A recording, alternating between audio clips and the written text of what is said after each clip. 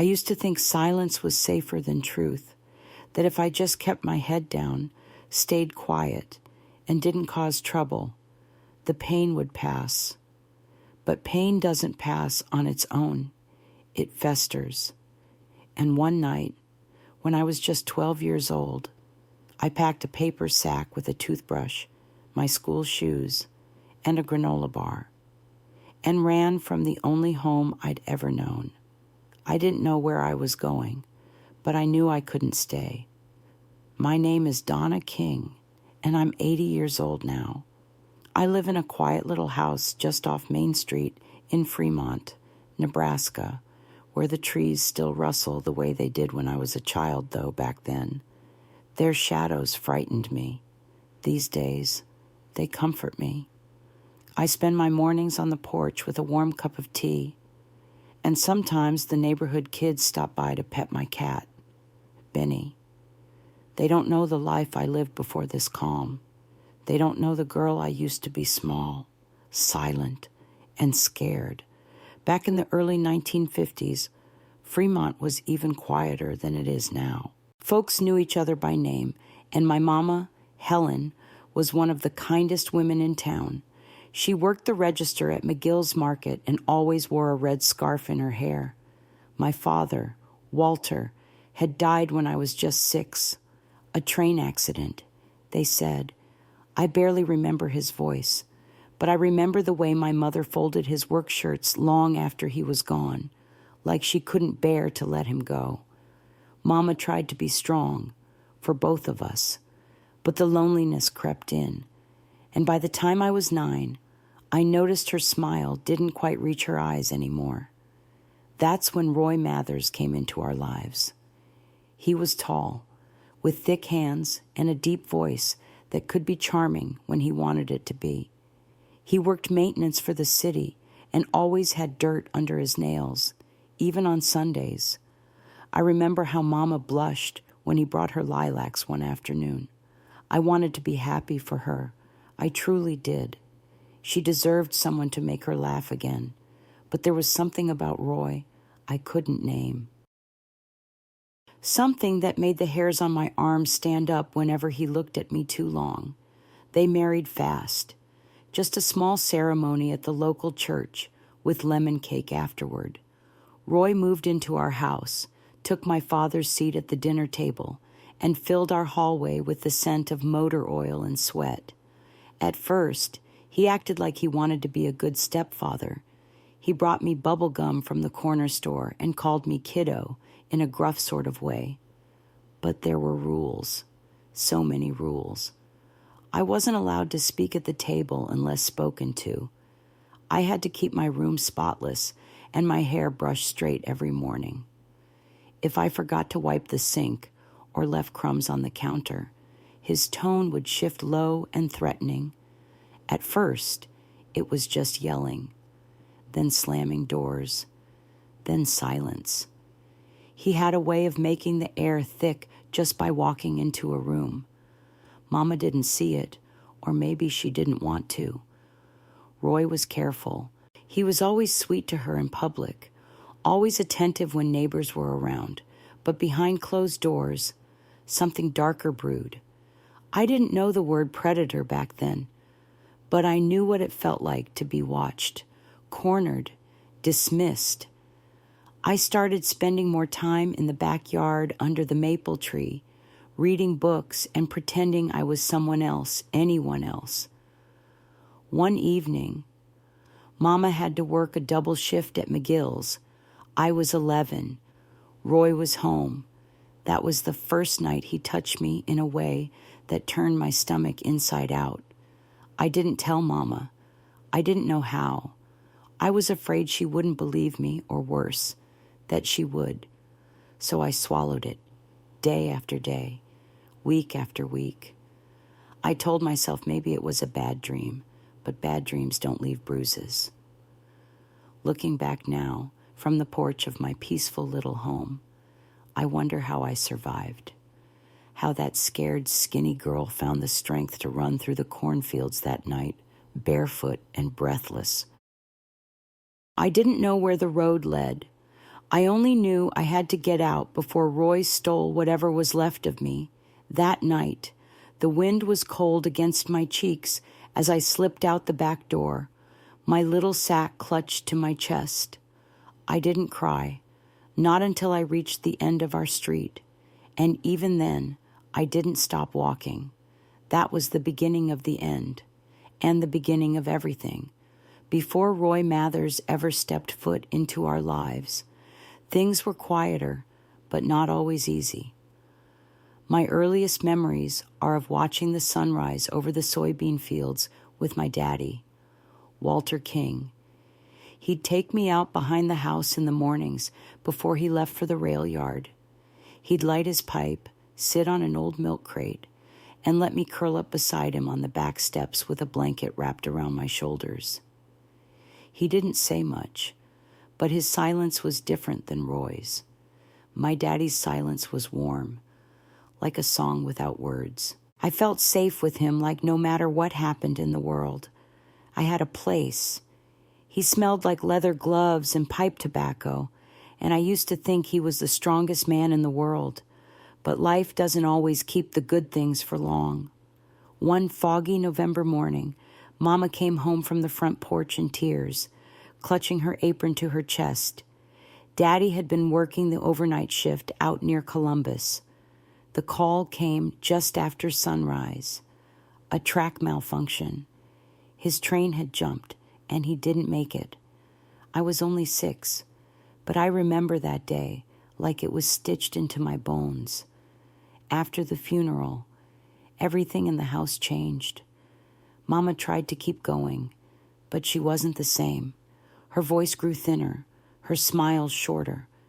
She took a second job cleaning the church and started staying up late folding laundry that didn't need folding.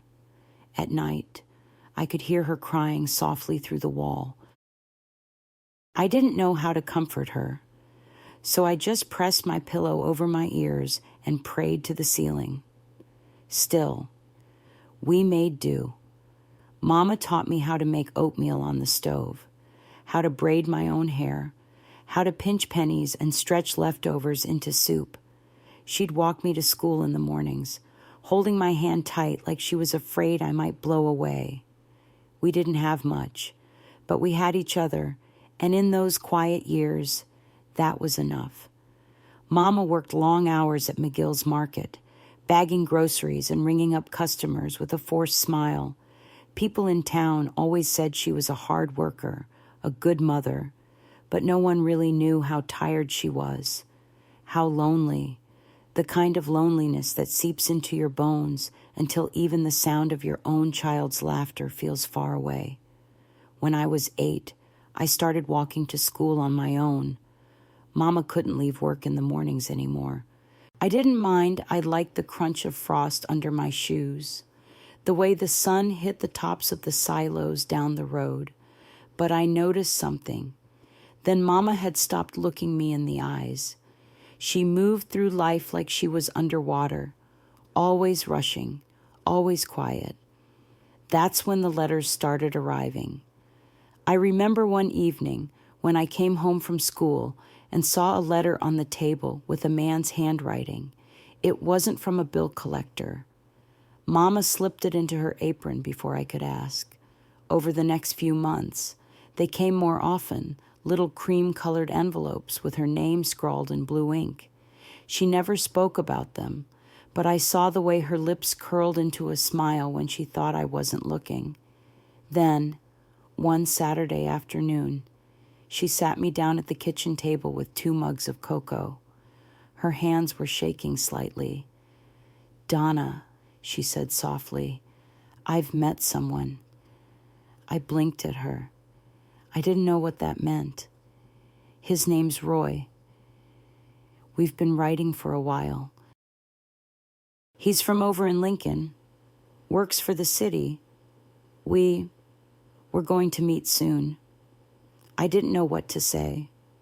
Part of me wanted her to be happy. I wanted her to laugh again, to hum while she made supper the way she used to. But another part of me, deep in my stomach, felt cold, like I was about to lose something I hadn't even known I still had. They met a few weeks later at a diner halfway between Fremont and Lincoln. When she came home, her cheeks were flushed and she looked almost young again. I tried to share in her joy. I tried to believe that good things could come again.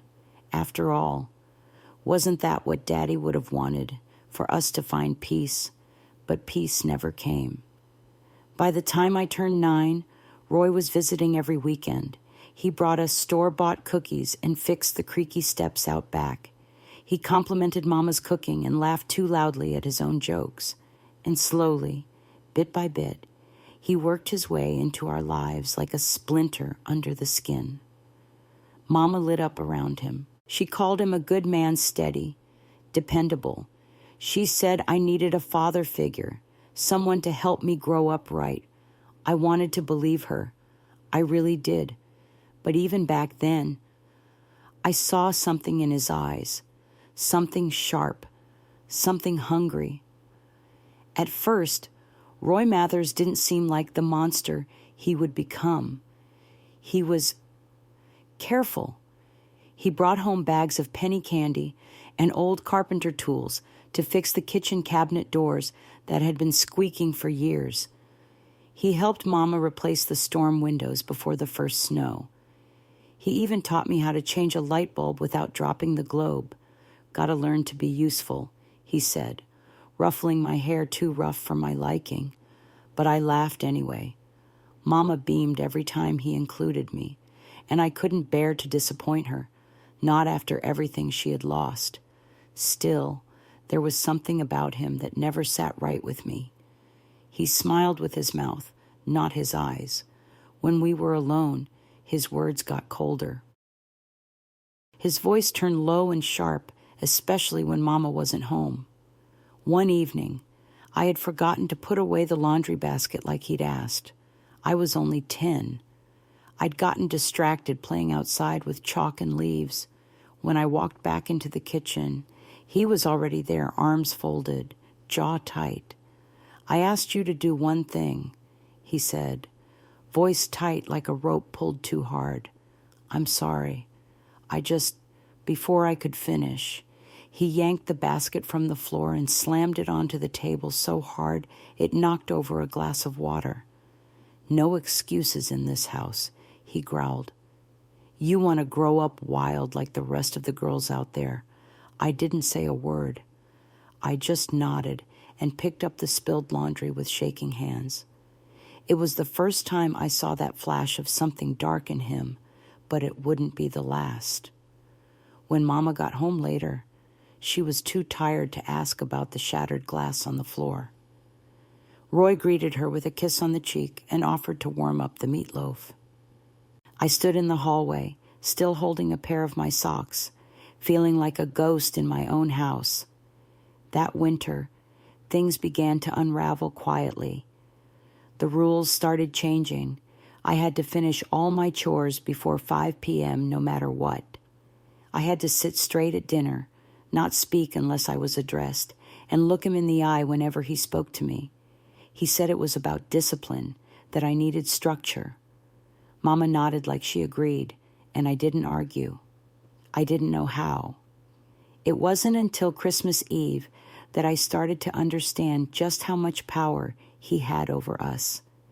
We were decorating the tree, just the 3 of us, and Mama had put on her old record of Bing Crosby. I had made a paper snowflake and clipped it to one of the lower branches. Roy bent down to look at it, then plucked it off the tree and handed it to me. Try again, he said flatly, but I thought he raised an eyebrow, and that was all it took. I took the snowflake and backed away. Later that night, when Mama had gone upstairs early with a headache, Roy stood in the hallway, blocking my path to my bedroom. You think I don't notice the way you look at me, he said, his breath thick with the scent of beer and tobacco. You think you're better than me? I froze. I was 11. I didn't know how to answer. I didn't even understand the question. You got a smart mouth, he muttered. Don't forget who puts food on your plate." And just like that, he stepped aside and walked down the stairs. I locked my bedroom door that night for the first time. It wasn't long after that he started touching me. Nothing obvious, not yet.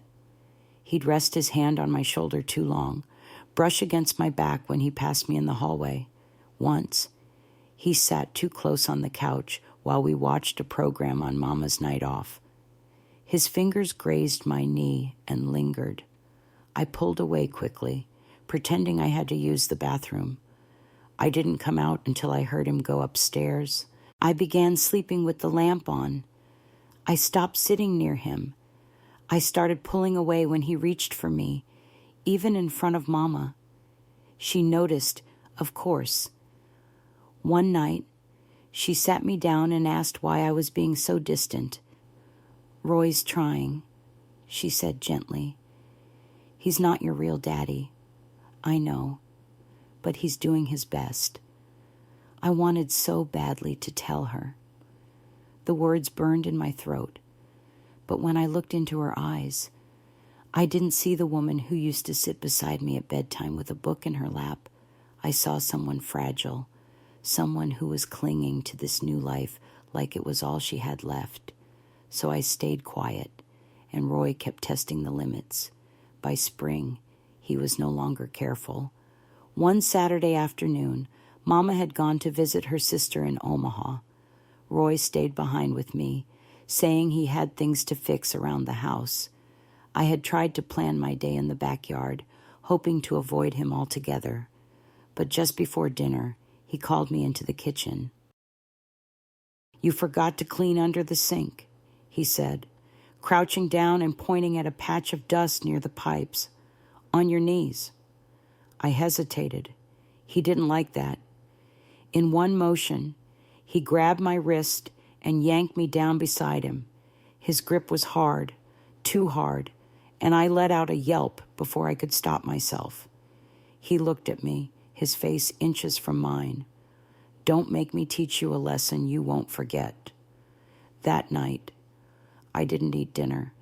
I stayed in my room, door locked, heart pounding in my ears. Something inside me shifted after that. A small, quiet voice, one I hadn't heard in years, began to whisper, "You don't have to live like this. You don't have to stay." By the time I turned 12, the house on Sycamore Street no longer felt like a home. It felt like a cage, a quiet, wallpapered trap with floral curtains and hollow echoes. Every creak of the floorboards made my skin tighten. Every time Roy Mathers cleared his throat or shut a door behind me, my stomach twisted with dread.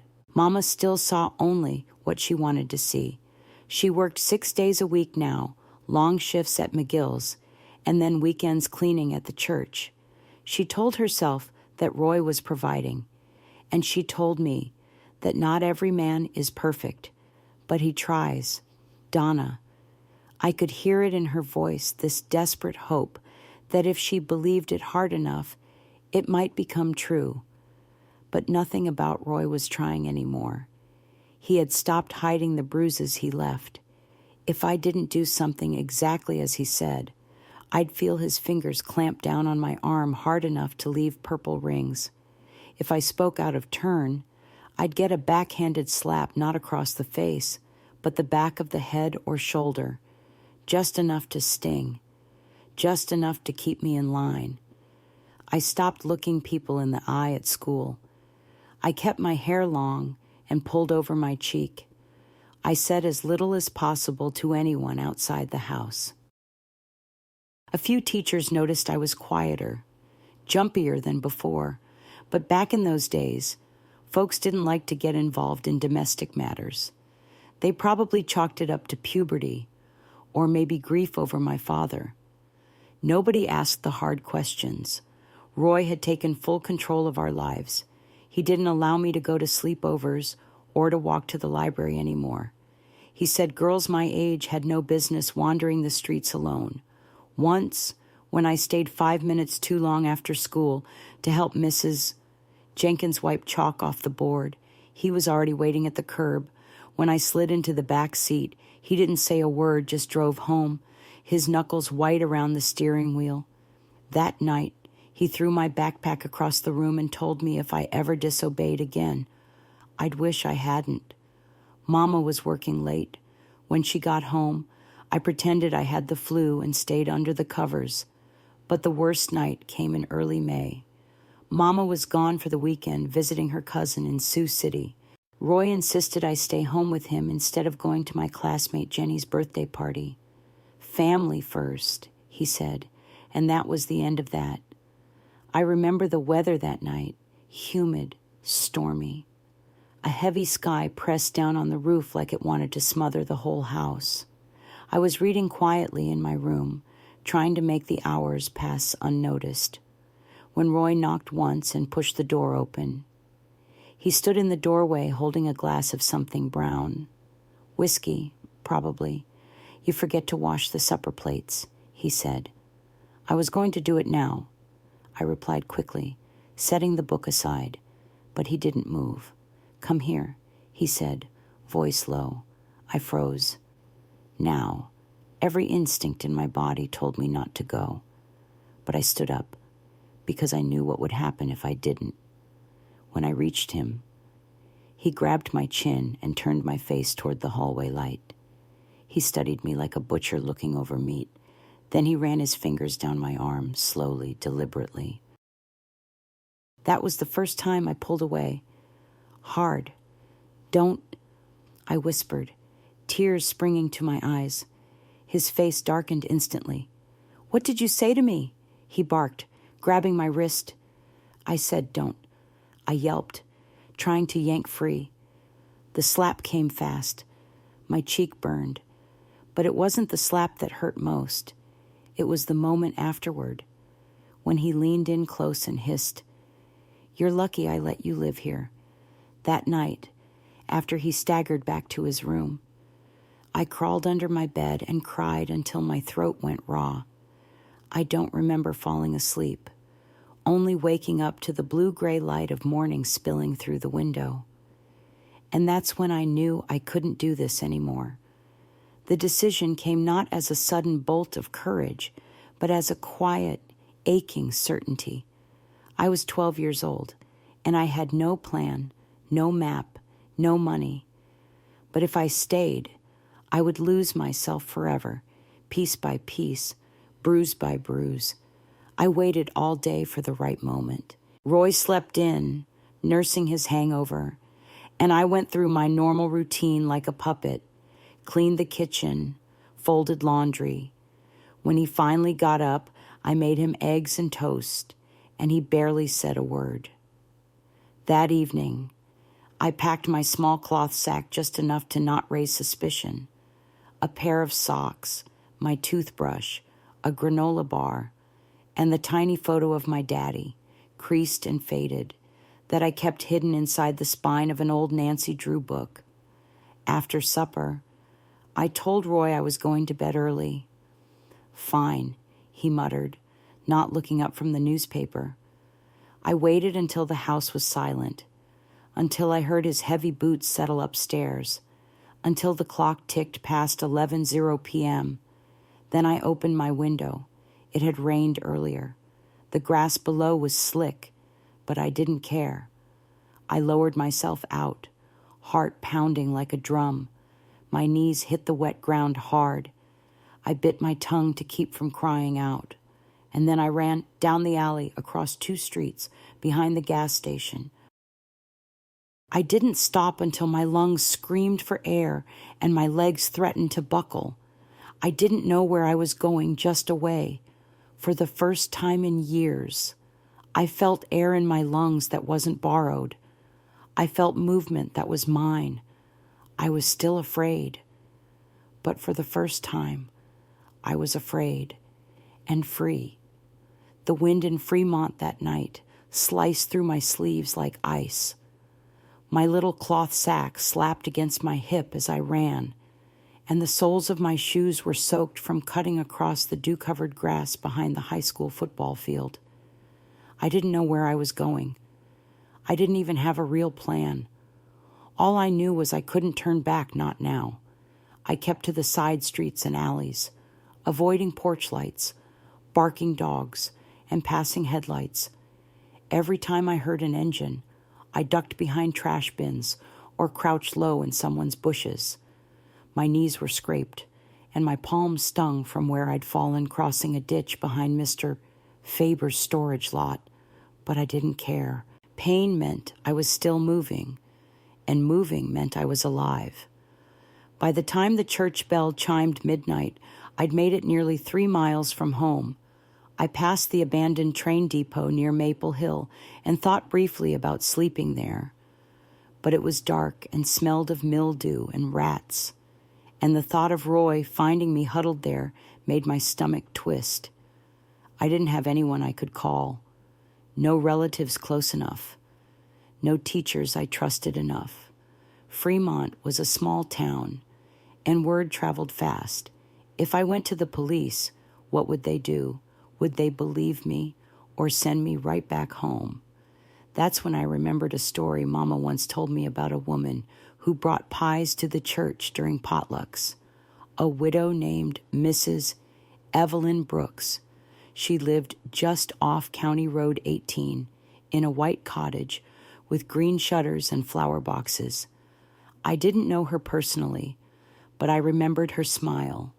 She always wore lavender and had a gentle way of talking, like every word came wrapped in kindness. So I walked. My legs ached. My socks were soaked. My granola bar was gone before I'd even reached the edge of town. But I kept going, the moonlight guiding me through the quiet farmland and open fields. By the time I reached her house, the horizon was beginning to lighten with the first blush of dawn. I stood across the road, staring at the porch light still glowing faintly against the dark sky. My feet refused to move. What if I knocked and she sent me away? What if Roy had already called the police and they were on their way to drag me back? Then the front door creaked open. Mrs. Brooks stepped outside, wearing a long gray cardigan and slippers. She looked right at me like she'd been expecting someone. "Are you lost, sweetheart?" she asked gently. I opened my mouth, but nothing came out. I stood there, trembling, frozen by fear and shame and exhaustion. She stepped forward, her eyes scanning me, my torn jeans, my muddy shoes, the swollen redness on my cheek. "Oh, dear," she whispered. "Come here, child." And just like that, my legs gave out. I collapsed right there in the grass, sobbing into my knees, unable to hold it in any longer. She rushed across the road, knelt beside me, and wrapped her arms around my shoulders.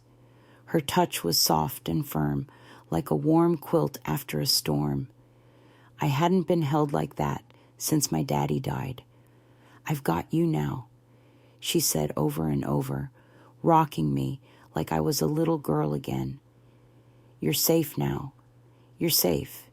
She helped me into her house and guided me to a cushioned bench near the fireplace. The room smelled like cinnamon and old books. She gave me a warm blanket and a cup of chamomile tea. And then, without pressing, she said, "When you're ready, you can tell me everything. But for now, rest." I didn't know how to rest. I kept jerking awake, afraid I'd hear Roy's voice or feel his hand on my shoulder. But she stayed close, sitting in her rocking chair, knitting something small and green. Every time I opened my eyes, she was still there. Later that morning, after I'd eaten some toast and my hands had stopped shaking, I told her the truth, everything. From the first time Roy yelled, to the bruises, to the things he did when Mama wasn't home. I expected disbelief, shock, maybe even blame. But Mrs. Brooks didn't flinch. Instead, she placed her hand over mine and said, "You are not at fault, not 1 ounce, and you were right to run." That simple sentence cracked something open in me. She called a social worker from Lincoln, Angela Flores, a woman with dark curls and clear, steady eyes. She arrived the next afternoon with a notepad and a soft voice. She didn't treat me like a problem or a statistic. She treated me like someone worth saving. Mrs. Brooks let me stay with her until arrangements could be made. She put fresh sheets on the guest bed and made pancakes every morning. She even helped me brush out my tangled hair without a single word of judgment. At night, she left the hallway light on without me having to ask. I didn't know women like her existed. Angela told me I had options, that if I was willing to speak out and testify, they could open an investigation. But that meant going back. It meant seeing Roy again. I wasn't sure I could do that. You don't have to decide right now, she said kindly. Just know we're here, and we believe you. For the first time in years, I believed it too. I stayed with Mrs. Brooks for nearly 2 weeks, though in some ways it felt like a lifetime passed within those quiet walls. Her cottage was small but warm, the kind of place that smelled like nutmeg and old pine. She had a cat named Tilly, who slept at my feet each night, and a wind chime by the kitchen window that clinked softly whenever the breeze came through the screens. For the first time since I was a little girl, I wasn't afraid to fall asleep. But every morning, as I stared out her window at the distant fields, the same thought kept creeping in. How long before Roy comes looking for me? How long until the lie I escaped comes knocking again? Angela Flores, the social worker from Lincoln, visited me nearly every other day. She never pushed too hard. Instead, she gave me space, gently asking questions about school, about Mama, about Roy only when I was ready. One morning, as we sipped cocoa in Mrs. Brooks's kitchen, she said something I'll never forget. You're already brave, Donna. You were brave the moment you chose to run, but now you get to decide what happens next. If you want to stay safe and quiet, we'll protect you. If you want to speak up, we'll stand beside you. I nodded, but the weight of that choice sat heavy on my chest. Part of me wanted to vanish, to stay in that peaceful house forever, helping Mrs. Brooks tend her garden, maybe change my name, pretend none of it ever happened. But there was another part quieter, but stronger with each passing day that whispered, you can't hide forever. Not from him, not from the truth. On the 10th day, it happened. A knock at the door just after noon. Mrs. Brooks answered it, her voice rising ever so slightly. I peeked out from the hallway and saw Angela standing there, her expression serious. There's been a report, she said gently. Your stepfather filed a missing child claim. The police found your school books still at home. They're asking questions now, and your name's on a statewide watch. My stomach dropped. Angela looked at me. Donna, if we act now, you have a chance to tell your side of the story first. But if you wait too long, there's a risk someone else like him tries to twist it first. That night, I barely slept. I stared at the ceiling, feeling Tilly breathing softly near my feet. I thought about Mama. I missed her more than I could say. But I also felt something sharp whenever I pictured her face.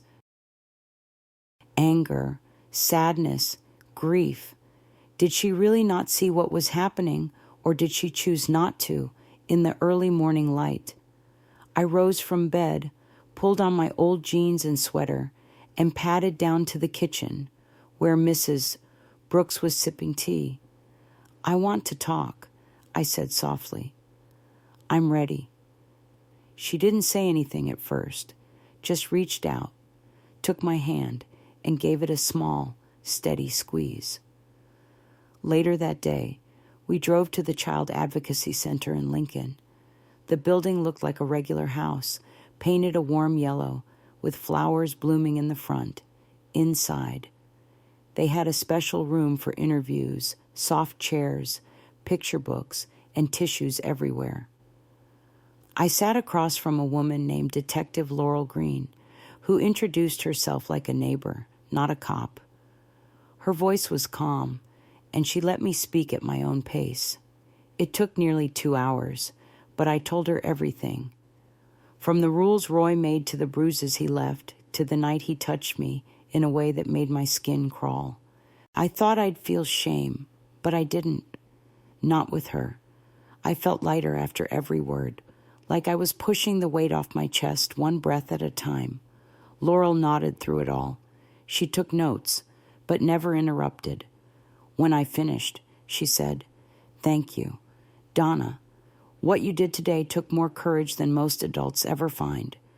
Angela was waiting outside the room. I sat with her afterward, sipping a juice box like a kindergartner, but I didn't care. For once, I didn't feel small. Within days, the investigation officially opened. Roy was brought in for questioning. Mama didn't call me, but I heard through Angela that she'd been crying nonstop. She had no idea, she said. That hurt more than I expected. The hardest part wasn't speaking the truth. It was accepting that someone who had once kissed my forehead goodnight could pretend not to see the signs, that she might have seen them and chosen Roy anyway. Angela explained that sometimes adults can be just as scared as children, scared of being alone, of being wrong, of admitting that the life they built was built on someone else's pain. I didn't know if I could ever forgive Mama, but I did know this. I was never going back to that house. Judge Camilla Hartman reviewed my statement and agreed to place me in temporary foster care until a long-term plan could be made. But before I left Mrs. Brooks's home, I hugged her so tightly I thought my arms would give out. "You saved me," I whispered into her shoulder. She smiled through tears. "No, honey, you saved yourself. I just opened the door. That was the last night I spent in the house on County Road 18. But it would never leave me. It became the seed of my second life, the life I chose, not the one I was forced into." And as I rode in the back seat of Angela's car toward the next chapter, I clutched my cloth sack in my lap, still carrying that old photo of Daddy inside. His smile reminded me who I had once been, and the road ahead promised who I might still become. My first night in foster care wasn't easy. After leaving Mrs. Brooks's home, Angela drove me an hour north to a quiet little farmhouse near the edge of a place called Meadow Creek, a rural area dotted with silos, cornfields, and winding dirt roads. The house belonged to Sarah Whitmore, a retired school teacher in her 60s who had been fostering girls for nearly 20 years. She had silver hair tied up in a bun, gentle green eyes, and a way of speaking that made even silence feel safe. I clutched my sack as we pulled into her gravel driveway. The front porch light was on, and wind chimes jingled softly in the breeze, different from the ones at Mrs. Brooks's house, but still comforting. It smelled like warm bread and freshly mown grass. Sarah met me at the door with a soft smile and a warm hug. "I'm glad you're here." "Donna," she said, looking me right in the eye, "you don't have to say a word tonight. You're home now, and for the first time in weeks, I didn't cry." The room she gave me was small but cozy. Pale yellow curtains, a twin bed with a handmade quilt, a bookshelf filled with dog-eared paperbacks, and a small stuffed bear that had clearly been hugged by many before me. I didn't sleep much that night, but when I did, my dreams were quiet. The next morning, Sarah made pancakes shaped like hearts. "You don't have to go to school just yet," she said, handing me a plate with butter melting down the center. but if you want, you can help me in the garden." I nodded, not because I liked gardening. I didn't, but because I didn't know how to sit still anymore. We spent the day pulling weeds, planting late spring carrots, and tending to her herbs. I liked the way the soil felt under my nails, how the sun warmed my shoulders. The silence between us wasn't heavy. It was peaceful. And every time she smiled at me without asking a single hard question, I felt something in my chest ease. Over the next few weeks, I learned Sarah's rhythm. She liked crossword puzzles in the morning and chamomile tea before bed. She didn't have a television, but she kept an old radio in the kitchen that played soft jazz on low volume. There were 2 other foster girls living with us, Lena, 15, quiet and bookish, and Riley, 13, fiery and sarcastic, but loyal in a way I hadn't known I needed. We weren't friends right away, but we weren't enemies either. Lena lent me a copy of Little Women and showed me where she kept her secret stash of licorice. Riley taught me how to braid my hair into a crown like hers, then pretended she hated it when I got it better than she did. We were broken girls stitched together by the same thread betrayal. But Sarah, she was the needle. There were still dark moments, of course.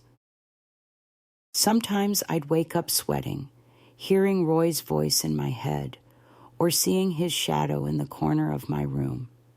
Sometimes I'd flinch when Sarah called my name too sharply, or felt myself freeze when an adult man passed too close at the grocery store. But little by little, the fear started to dull. I began seeing a therapist once a week, Dr. Melanie Chu, a woman who spoke softly and wore bracelets that jingled when she moved her hands. At first, I sat with my arms folded, shrugging off her questions, but eventually, I opened up. I told her things I hadn't even told Angela, and she never judged, never interrupted. She just nodded and said, "You're allowed to feel all of that, Donna, every bit of it." And somehow, that helped. One afternoon in June, Sarah handed me a small notebook with a pen tucked inside the spine. "You might try writing things down," she said, "when it feels too heavy to say out loud." At first, I didn't know what to write. I just stared at the empty pages. But that night, when the house was still and everyone was asleep, I opened it and wrote May 27th. I'm still afraid, but not as much as yesterday. And from there, I kept going, day after day.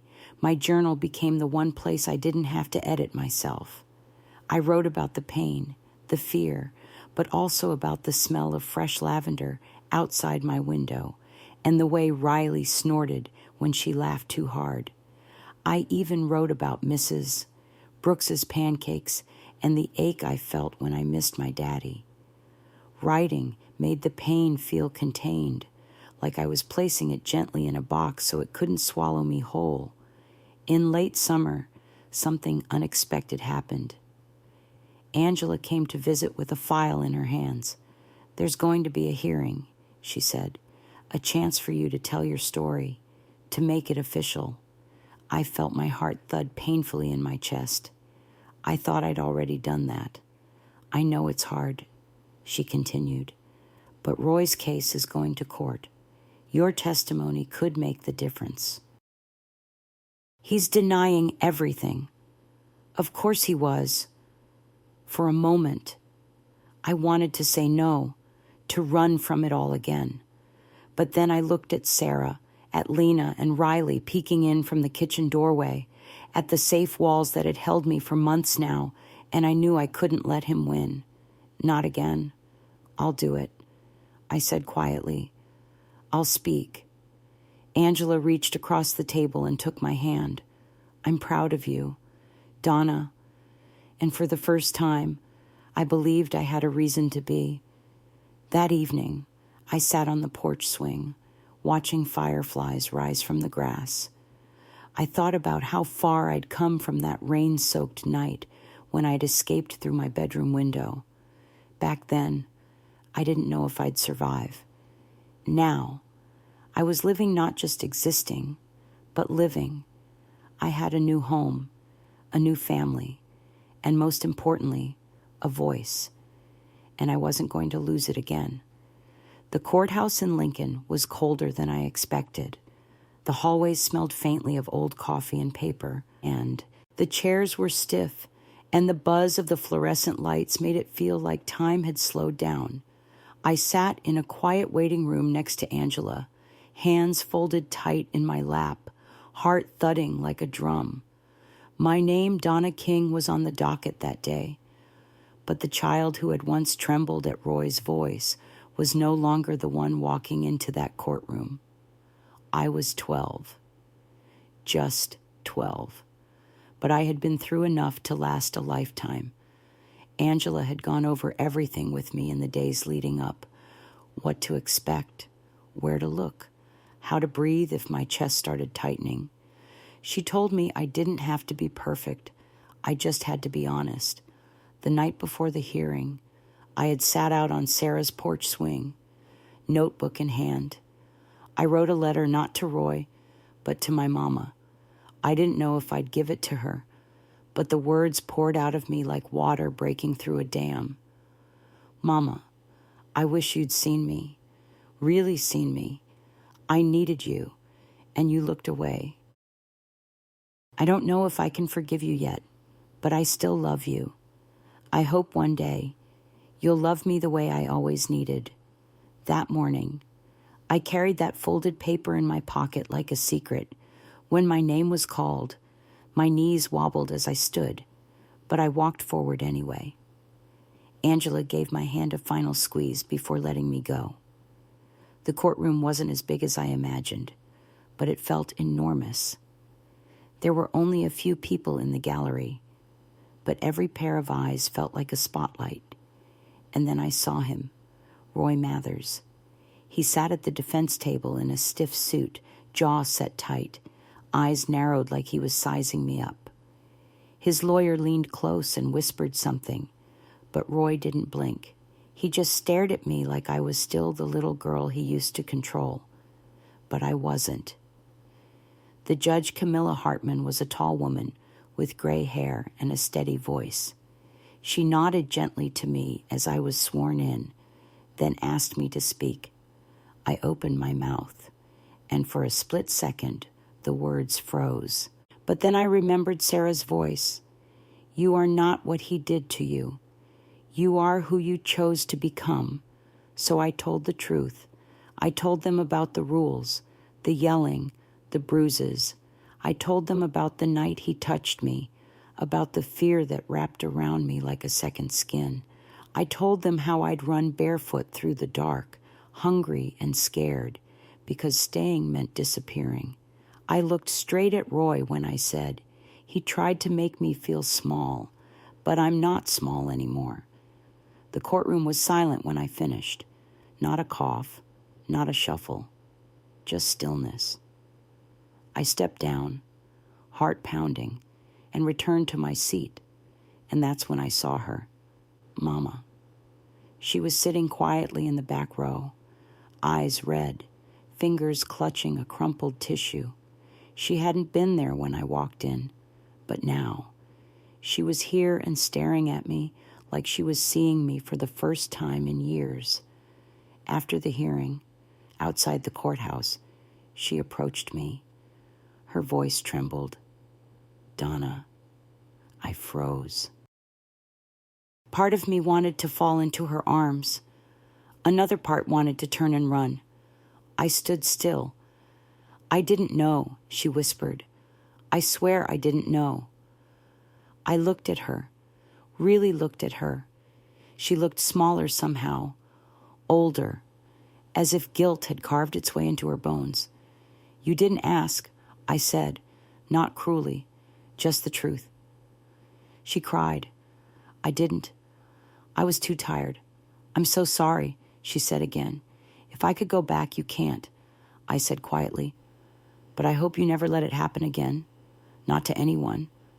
I didn't give her the letter. Not yet. But I kept it in my pocket, where it stayed warm against my palm. That night, back at Sarah's, I sat on the porch swing again and watched the sun disappear behind the trees. I had stood in the same room as my abuser and spoken the truth, and I had survived. The trial lasted another 2 weeks. I didn't have to testify again, but I followed every update through Angela. Roy's lawyer tried to cast doubt, claimed I was acting out because I missed my father, that I misunderstood discipline, but the bruises didn't lie. The counselor reports didn't lie, and my voice shaking but steady didn't lie either. The verdict came on a quiet Wednesday morning in September. Guilty. He was sentenced to 10 years without parole. 10 years might not seem like justice to some, but to me, it meant he couldn't hurt another girl for a very long time. And more than anything, it meant I had been believed. I didn't go to the sentencing. I didn't want to see his face again. I spent that morning in Sarah's garden, pulling weeds and watering the marigolds. It felt right, grounding, like life was gently handing me back pieces of myself. After the trial, Sarah sat me down with a gentle smile. "You can stay here as long as you need," she said, "but there's more out there for you if you're ready." I didn't feel ready, but I was no longer afraid of the unknown. With Angela's help, I transferred schools and started 7th grade in a district where nobody knew me. No whispers, no pity, just clean pages. I started to write again, more seriously this time. Poems, short stories, bits and pieces of my life disguised in metaphors. I even shared one with Dr. Chu during therapy, and she told me I had a gift. For the first time, I began to believe I might be more than what happened to me. One afternoon, as I was walking through the hallway at school, I passed a girl crying in the nurse's office. Her eyes met mine. I don't know why, but I smiled at her a soft, knowing smile. She didn't smile back, but she stared at me like maybe I understood something others didn't. It stayed with me. That weekend, I asked Sarah if we could do something, not just for me. I said, for girls like me. She nodded. "What are you thinking? I want to make a place, a safe place, like this house.